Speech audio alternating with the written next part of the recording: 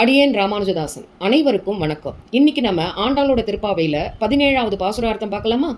அம்பரமே தண்ணீரே சோரே அறம் செய்யும் எம்பெருமான் நந்தகோபாலா எழுந்திராய் அப்படின்னு நந்தகோபாரை எழுப்புறா. நோன்பு காலத்துல தானம் செய்யறது ரொம்ப சிறப்புடையது. இப்ப ஆண்டாள் நோன்பு இருக்கா இல்லையா, அதனால நந்தகோபரோட தான சிறப்பை இந்த பாசுரத்துல சொல்றா.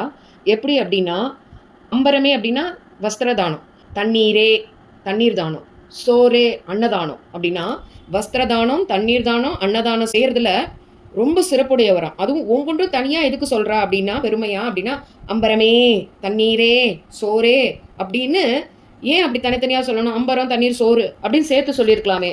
இல்லைன்னா பொதுவா எல்லாத்தையும் தானம் செய்வதில் ரொம்ப சிறப்புடையவர் அப்படின்னு பொதுவா சொல்லியிருக்கலாமே. அப்படி இல்லாம ஏன் வஸ்திர தானம், தண்ணீர் தானம், அன்னதானம் அப்படின்னு தனித்தனியா சொல்றா அப்படின்னா, வஸ்திரதானம் பண்றதா இருந்தா இவரை போல இன்னொருவர் இனி இல்லை அப்படிங்கிற அளவுக்கு இவர் வஸ்திரதானம் பண்ணுவாராம்.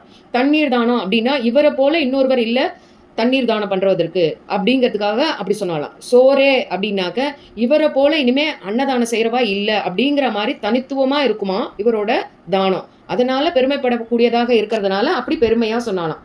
அப்படி எம்பெருமானியே பெற்றுக் கொடுத்த எம்பெருமான் நந்தகோபரே எழுந்திருக்க வேணும் அப்படின்னு நந்தகோபாலனை எழுப்புறா இவ. அடுத்ததா கொம்பனார்க்கெல்லாம் கொழுந்தே குலவிளக்கே அப்படின்னு, அதாவது சிறிய இடைய உடையவளே, ஆயர்குல பெண்களுக்கு குலவிளக்கு போன்றவளே. அதாவது கோகுலத்துல யார் அவளிடம் குறைகளை சொன்னாலும் வருந்தினாலும் அதை உடனே தீர்த்து வைப்பாளாம். அப்படிப்பட்ட யசோதையே, எம்பெருமானியே பெற்றுத்தந்த எம்பெருமாட்டியே விழித்தெழு, அறிவுராய் அப்படின்னா விழித்தெழு.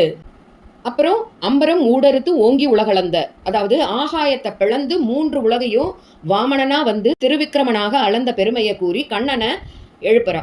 செம்பொன்னால் ஆன கடல்களை, அதாவது சிலம்ப கால்களில் அணிந்த பலராமனே, நீயும் உன் தம்பியும் எழுந்து வருவீர்களாக. நீ உன் தம்பியை எழுப்பி, நீயும் வா உன் தம்பியையும் எழுப்பி அழைச்சிட்டு வா அப்படின்னு எழுப்புறா ஆண்டாள். ஆர்டர்ல முதல்ல பலராமனை தான் எழுப்பியிருக்கணும், ஆனா மாத்தி முதல்ல கண்ணனை எழுப்பிட்டா. அதனால இங்க என்ன சொல்றான்னா, முதல்ல திரும்பவும் பலராமனே நீ எழுந்துட்டு உன் தம்பியை எழுப்பி அழைச்சிட்டு வா அப்படின்னு சொல்றா ஆண்டாள். திருப்பாவை ஆரம்பிச்சு இந்த பாசுரத்துல 2வது முறையா வாமன அவதாரத்தோட சிறப்பை சொல்றா. முதல்ல 3வது பாசுரத்துல ஓங்கி உலகளந்த அப்படிங்கிற பாசுரத்துல முதல்ல சொன்னா. அடுத்தது 24வது பாசுரத்துல அன்றி உலகம் அளந்தாடி போற்றி அப்படிங்கிற பாசுரத்துல சொல்ல போறா. அதாவது அசுரனா இருந்தாலும் நல்லவனா இருந்த மகாபலி தேவர்களை வென்று கர்வத்தோட இருந்தானாம். அந்த கர்வத்தை அடக்கினாதான் அவன் இறைவனை அடைய முடியும் அப்படிங்கிறதுக்காக வாமனனா அவனோட கர்வத்தை அடக்கி அவனை ஆட்கொண்டாராம். நாமும் நம்மளோட கர்வத்தை அடக்கினாதான் பெருமாளை அடைய முடியும் அப்படிங்கிறத நாம தெரிஞ்சுக்கக்கூடிய ஒரு விஷயம். அம்பரமே தண்ணீரே சோரே அறம் செய்யும், அம்பரமே தண்ணீரே சோரே அறம் செய்யும் எம்பெருமான் நந்தகோபாலா எழுந்திராய், எம்பெருமான் நந்தகோபாலா எழுந்திராய்.